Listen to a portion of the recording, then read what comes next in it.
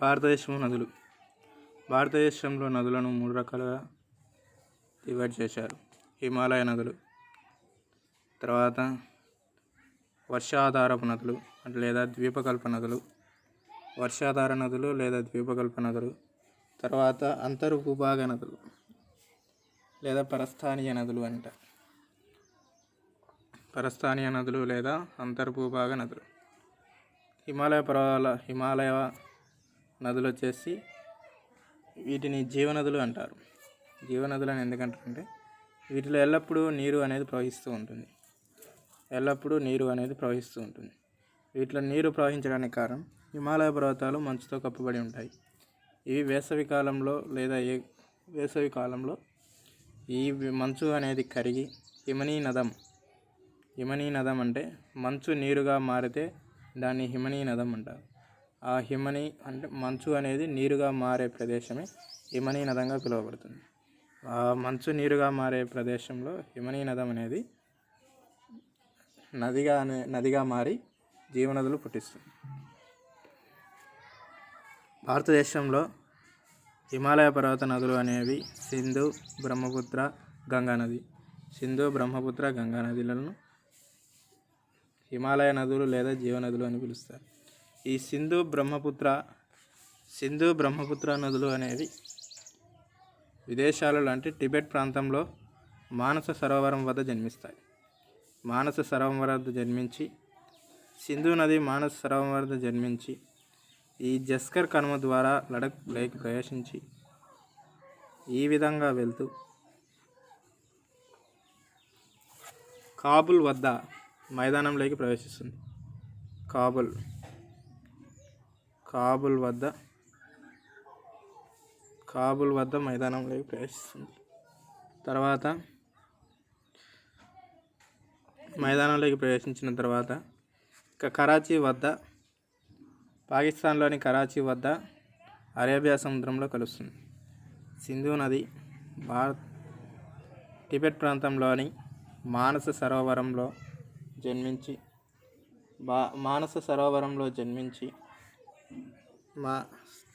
మానస సరోవరంలోని కైలాస కొండల్లో జన్మించి అక్కడి నుంచి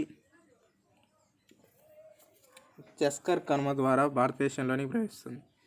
జస్కర్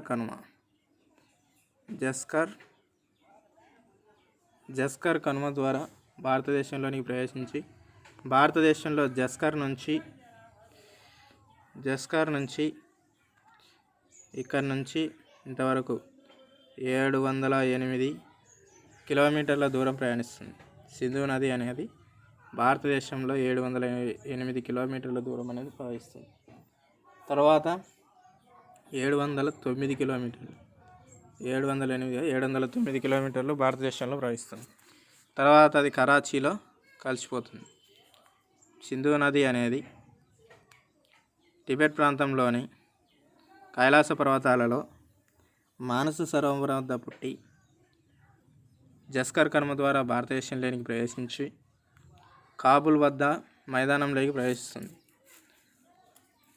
భారతదేశంలో 709 కిలోమీటర్లు సింధు నది ప్రవహిస్తుంది. సింధు నది కరాచీ వద్ద అరేబియా సముద్రంలో కలుస్తుంది. సింధు నది ఉపనదులు వచ్చేసి ఎడమ నుంచి కలిసేవి మరియు కుడి నుంచి కలిసేవి. మనం ఈ దిశను అంటే నది ప్రవహించే దిశను మనం తీసుకున్నట్లయితే ఈ దిశకు ఇది వచ్చేసి కుడి నుంచి వచ్చే నదులు, ఈ పక్క నుంచి వచ్చేసి ఎడమ నుంచి కలిసే నదులు. కుడి నుంచి కలిసే నదులు వచ్చేసి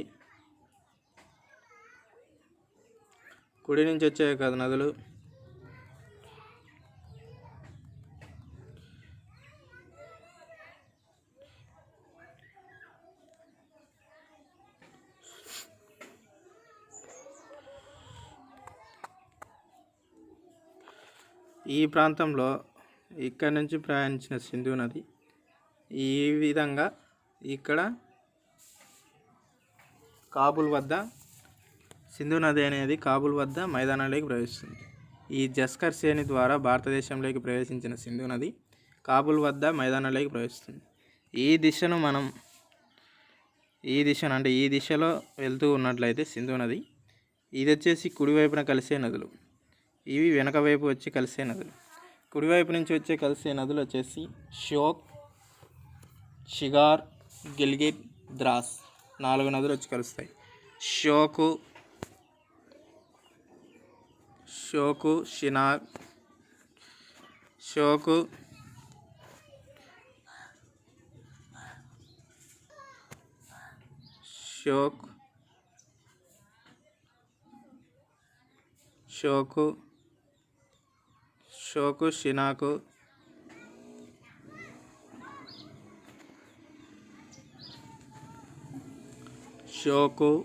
షినాకు, తర్వాత గిల్గిట్, ద్రాస్. షోక్, షినాక్, గిల్గిట్, ద్రాస్. షోకు, షిగారు, గిల్గిట్, ద్రాస్.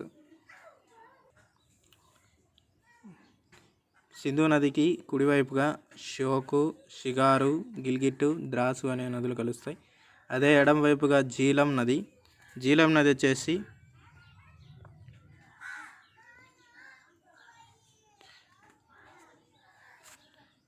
ఈడ వెరినాగ్ వద్ద పుట్టి ఉత్తరం వైపుగా ప్రవహించి జీలం నది అనేది పాకిస్తాన్ సరిహద్దుగా ప్రవహిస్తుంది. ఈ జీలం నది మీదనే ఉలార్ సరస్సు అనేది జీలం నది ఒడ్డున ఉంది. తర్వాత చినాబు ఇక్కడ రోహతంగ్ పాస్ ఉంటుంది. హిమాచల్ ప్రదేశ్లో రోహతంగ్ కనుమ ఉంటుంది. ఈ రోహతంగ్ కనుమలో చినాబ్ నది పుడుతుంది. తర్వాత రావి వచ్చేసి ఈ రోహతంగ్ పాస్లోనే రావి పుడుతుంది.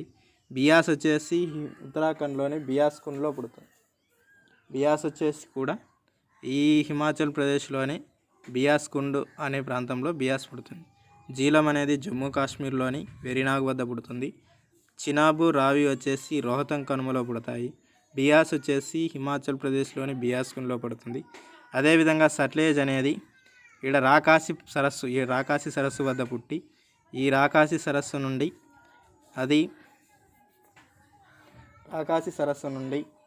హిమాచల్ ప్రదేశ్లోని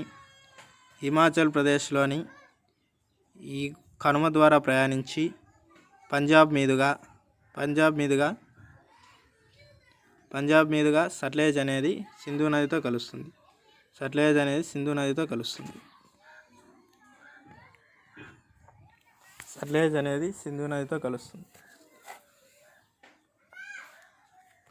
హిమాచల్ ప్రదేశ్లో ఉన్న కనుమలలో ఈ కనుమ నుంచి అనేది సట్లెజ్ నది అనేది ప్రవహిస్తుంది.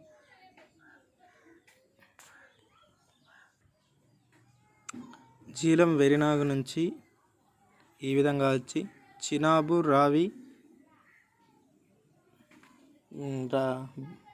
బార్లాప్చిలా కనుమ నుంచి రోహతంగ్ కనుమ, బార్లాప్చిలా కనుమ. చినాబ్ వచ్చేసి బార్లాప్చిలా కనుమ, రావి వచ్చేసి రోహతంగ్ కనుమ, బియాస్ వచ్చేసి బియాస్ కుండ్,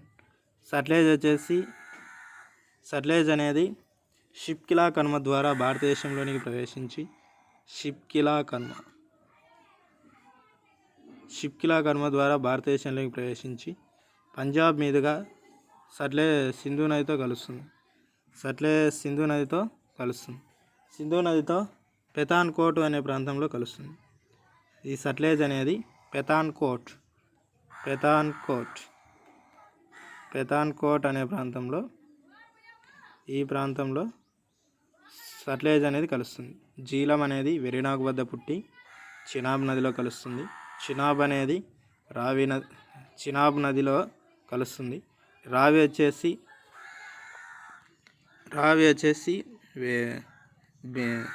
రావి అనేది బార్లాప్చిలా కనుమ ద్వారా పుట్టి బార్లాప్చిలా కనుమ నుండి పుట్టి జీలం అనేది వెరినాగ్ నుండి ఈ విధంగా ప్రవహించి చినాబ్ అనేది బార్లాప్చిలా కనుమ ద్వారా ఈ విధంగా ప్రయాణించి రావి అనేది రోహతంగ్ కనుమ ద్వారా ప్రవహించి చినాబ్ నదిలో కలుస్తుంది. జీలం అనేది వెరినాగ్లో పుట్టి చినాబ్ నదిలో కలుస్తుంది. అదేవిధంగా బియాస్ నది అనేది బియాస్ కుండ్ ద్వారా ప్రయాణించి ఈ రాకాసి సరస్సు నుంచి షిప్కిలా కనుమ ద్వారా భారతదేశంలోకి ప్రవేశించే సట్లెజ్ నదిలో ఈ బియాస్ నది అనేది కలుస్తుంది. ఇవి భారతదేశ ఉపనదులు, ఎడమ నుంచి వచ్చి కలిసే నదులు. సింధు నది అనేది మానస సరోవరం వద్ద టిబెట్ ప్రాంతంలో పుడుతుంది. భారతదేశంలోనికి లడఖ్లోనికి జస్కర్ కనుమ ద్వారా ప్రయాణించి 709 కిలోమీటర్లు భారతదేశంలో ప్రయాణించి తర్వాత కాబూల్ వద్ద మైదానంలోకి ప్రవేశిస్తుంది. కాబూల్ నుంచి కరాచీలో అరేబియా సముద్రంలో కలుస్తుంది. కుడివైపు నుంచి వచ్చి కలిసే నదులు షోకు, షిగారు, గిల్గిట్, ద్రాస్. ఎడమవైపు నుంచి జీలం, చినాబ్, రావి, బియాస్, సట్లెజ్. జీలం నది అనేది పాకిస్తాను భారతదేశానికి సరిహద్దుగా మరియు ఉత్తరం వైపు ప్రయాణించి తిరిగి మళ్ళీ దక్షిణం వైపుగా వచ్చి భారతదేశంలో కలుస్తుంది. తర్వాత చినాబ్ నది అనేది భారతదేశానికి అత్యధిక నీటిని తీసుకువచ్చే సింధు నదికి ఎక్కువ శాతం నీటిని తీసుకువచ్చే నది చినాబ్ నది. తర్వాత భారతదేశంలో పుట్టి భారతదేశంలోనే కలిసే నది బియాస్ నది. తర్వాత 3 దేశాల గుండా ప్రవహించే సింధు నది ఉపనది సట్లెజ్ నది. ఇవన్నీ పెతాన్కోట్ అనే ప్రాంతంలో సింధు నదితో కలవడం జరుగుతుంది. తర్వాత బ్రహ్మపుత్ర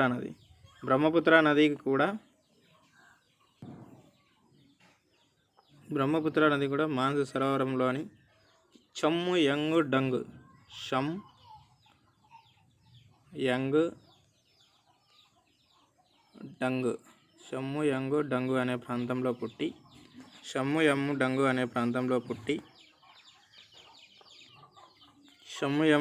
అనే ప్రాంతంలో పుట్టి ఇక్కడ టిబెట్లో గుండా ప్రయాణిస్తూ అరుణాచల్ ప్రదేశ్లో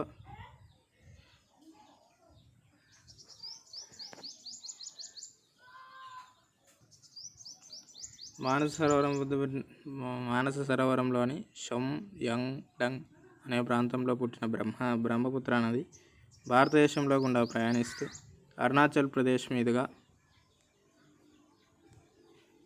అరుణాచల్ ప్రదేశ్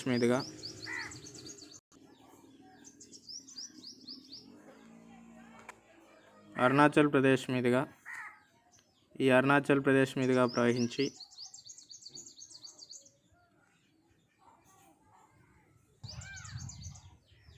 అరుణాచల్ ప్రదేశ్ గుండా ప్రయాణించి అరుణాచల్ ప్రదేశ్లో ఎరుపు నదిగా పిలువబడుతుంది మరియు అస్సాం దుఃఖదాయినిగా బ్రహ్మపుత్ర నది పిలువబడుతుంది. అస్సాంలో ఈ నది వల్ల ఎక్కువగా వరదలు వస్తాయి. అస్సాంలో దీన్ని దిహంగ్ అని, అరుణాచల్ ప్రదేశ్లో బిహంగ్ అని పిలుస్తారు. అరుణాచల్ ప్రదేశ్లో దీన్ని దిహంగ్ అని, అస్సాంలో బిహంగ్ నది అని పిలుస్తారు. తర్వాత బంగ్లాదేశ్లోకి ప్రవహిస్తుంది. బ్రహ్మపుత్ర నది అనేది మానస సరోవరం వద్ద పుట్టి మానస సరోవరంలోని షమ్ యంగ్ డంగ్ అనే ప్రాంతంలో పుట్టి టిబెట్ గుండా ప్రయాణిస్తూ అరుణాచల్ ప్రదేశ్లోనికి ప్రవేశించి అరుణాచల్ ప్రదేశ్లోని పట్కాయ్ బామ్ కొండలు ఇక్కడ ఉంటాయి. ఈ పట్కాయ్ బామ్ కొండల ద్వారా ప్రయాణించి ఈ పట్కాయ్ బామ్ గుండా పట్కాయ్ బామ్ కొండలు ఉంటాయి. ఈ పట్కాయ్ బామ్ కొండలు తర్వాత అరుణాచల్ ప్రదేశ్లోని కనుమ ద్వారా భారతదేశంలోనికి ప్రవేశించి అస్సాం మీదుగా బంగ్లాదేశ్లోకి ప్రవేశిస్తుంది. తర్వాత ఇంకో ఉపనది వచ్చేసి గంగా నది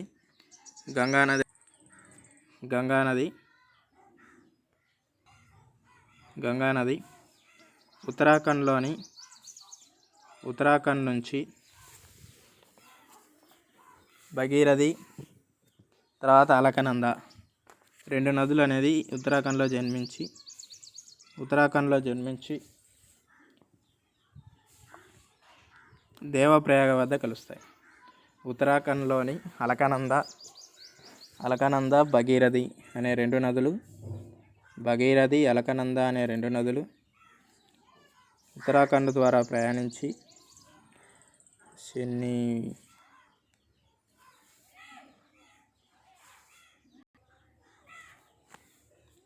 ఉత్తరాఖండ్లోని భగీరథి అలకనంద అనే 2 నదులు ప్రవహించి తర్వాత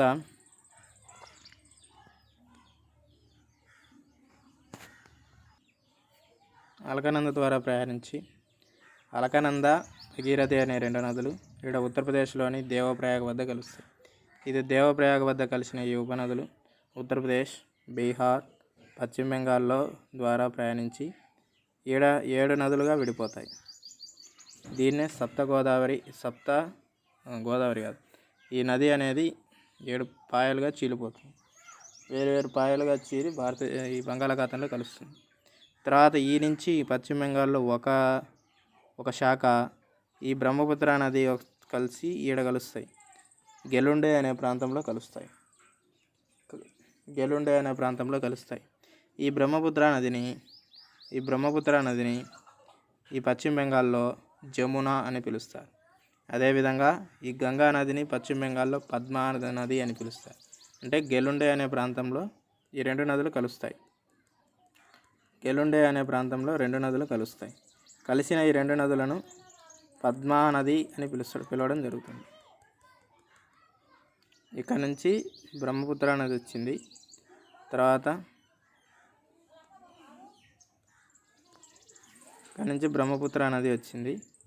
ఈ నుంచి గంగా నదిని వచ్చి ఇక్కడ కలిసినాయి. తర్వాత ఈ 2 నదులను కలిపి ఇక్కడ పద్మా నది అని పిలుస్తారు.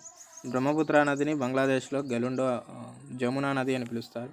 గెలుండే అనే ప్రాంతంలో 2 నదులు కలవడం జరుగుతుంది. తర్వాత గంగా నదిని పశ్చిమ బెంగాల్లో పద్మా నది అని పిలుస్తారు. గంగా నది అనేది అలకనంద, భగీరథి అనే 2 నదులు ఉత్తరాఖండ్లో పుట్టి ప్రయాగ వద్ద కలుస్తాయి. ప్రయాగ వచ్చేసి ఉత్తరప్రదేశ్లో ఉంది. ఈ ప్రాంతంలో ఉంది. ఉత్తరప్రదేశ్, బీహార్, పశ్చిమ బెంగాల్ మీదుగా ప్రయాణించి బంగాళాఖాతంలో కలుస్తుంది. పశ్చిమ బెంగాల్లో గంగా నది అనేది 2 పాయలుగా చీలి ఒక పాయ గంగా నదిలో బంగాళాఖాతంలో కలిస్తే రెండవ పాయ పక్కనే ఉన్న దేశమైన బంగ్లాదేశ్లోకి ప్రవేశించి బ్రహ్మపుత్ర నదితో కలిసి పద్మా నదిగా పిలువబడి బంగాళాఖాతంలో కలుస్తుంది. బ్రహ్మపుత్ర నదిని బంగ్లాదేశ్లో జమునా నది అని పిలుస్తారు. ఈ 2 అనేది గెలుండే అనే ప్రాంతంలో కలుస్తాయి. కలిసిన తర్వాత వీటిని పద్మా నది అని పిలుస్తారు.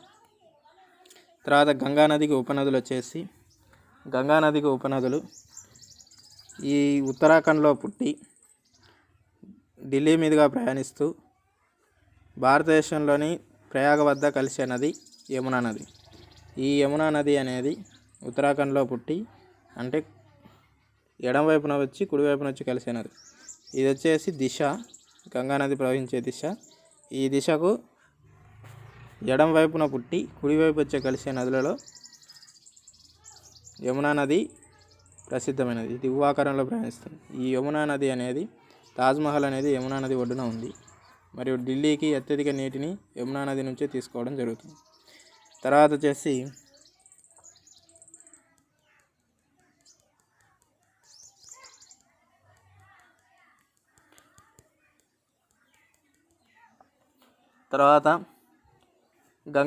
యమునా నదిలో కలిసే ఉపనదులు వచ్చేసి ఈ రాజస్థాన్ నుంచి సబర్మతి, చంబల్ నదులు ప్రవహిస్తాయి. సబర్మతి, చంబల్ ఈ 2 నదులు యమునా నది యొక్క ఉపనదులు. అదేవిధంగా మధ్యప్రదేశ్లో నుంచి చంబల్, బెట్వా, కెన్ నదులు. తర్వాత సోన్ నది. ఇది చంబల్, బెట్వా, కెన్ నది మరియు సోన్ నదులు అనేవి గంగా నదికి కుడివైపు వచ్చి కలిసే నదులు. తర్వాత దామోదర్ నది కూడా పశ్చిమ బెంగాల్లో పుట్టి గంగా నదిలో కలిసే ఉపనది. బెంగాల్ దుఃఖదాయిని దామోదరిగా పిలువబడుతుంది. ఈ దామోదర్ నది అనేది పశ్చిమ బెంగాల్లో పుట్టి గంగా నదిలో కలిసే ఉపనది దామోదర్.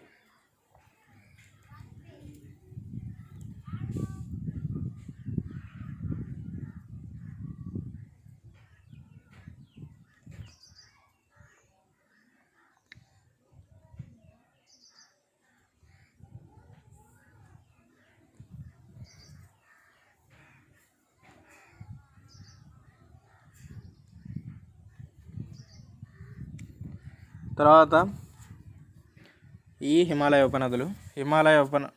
నదులు వచ్చేసి సింధు, బ్రహ్మపుత్ర, గంగా నది. సింధు నది అనేది మానస సరోవరం వద్ద పుట్టి జస్కర్ శ్రేణి ద్వారా భారతదేశంలోనికి ప్రవేశించి జస్కర్ కనుమ ద్వారా జస్కర్ అనేది హిమాలయ పర్వతాల్లో ఒక శ్రేణి. ఆ శ్రేణి ద్వారా ప్రవేశించి 709 కిలోమీటర్లు భారతదేశంలో ప్రవేశించి తర్వాత కాబూల్ వద్ద మైదానాల్లోకి ప్రవేశిస్తుంది. కాబూల్ ద్వారా మైదానానికి ప్రవేశించి సింధు నది ముఖద్వారం అంటే సముద్రంలో కలిసే చోటు వచ్చేసి కరాచీ. సింధు నది అనేది కరాచీ వద్ద అరేబియా సముద్రంలో కలుస్తుంది. సింధు నదికి కుడివైపు నుంచి షోక్, షిగార్, గిల్గిట్, ద్రాస్ ఉపనదులు ఉన్నాయి. అదే ఎడమవైపు నుంచి జీలం, చినాబ్, రావి, బియాస్, సట్లెజ్. చినాబ్ అనేది పాకిస్తాన్ భారతదేశానికి సరిహద్దుగా ప్రవహిస్తుంది. చినాబ్ అనేది ఎక్కువ నీటిని తీసుకొని వెళ్ళే నది. సట్లెజ్ అనేది 3 దేశాల నుంచి ప్రవహించే ఉపనది. తర్వాత బ్రహ్మపుత్ర నది మానస సరోవరం వద్దనే పుట్టి అరుణాచల్ ప్రదేశ్ మీదుగా ప్రవహిస్తూ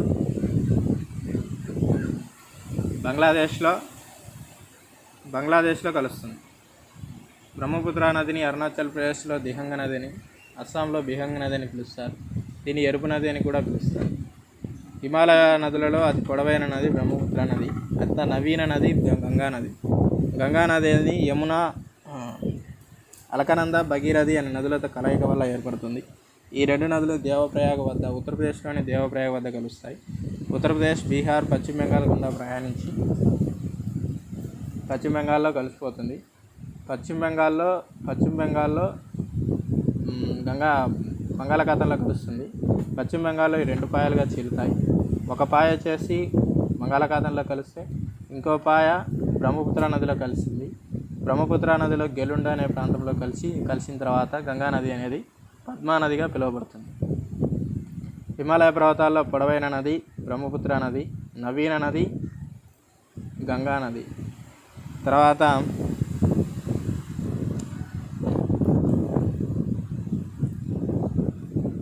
ఈ హిమాలయ పర్వతాల నదులలో అత్యంత పొడవైన ఉపనదిగా యమునా నదిని చెప్తాం. అత్యంత పొడవైన ఉపనదిగా యమునా నదిని పిలుస్తారు. ఈ సోన్ నది నుండి వచ్చే నది ద్వారా ఈ ప్రాంతంలో ఒక మానవ నిర్మిత సరస్సు అనేది ఉంది. దాన్ని గోవింద్ వల్లభ్ పంత్ సాగర్ అని పిలుస్తారు. గోవింద్ వల్లభ్ పంత్ సాగర్ అనేది సోన్ నది గుండా ప్రవహిస్తుంది. అతిపెద్ద మానవ నిర్మిత సరస్సుగా పిలువబడుతుంది. ఈ గంగా నది హిమాలయ పర్వతాల గురించి.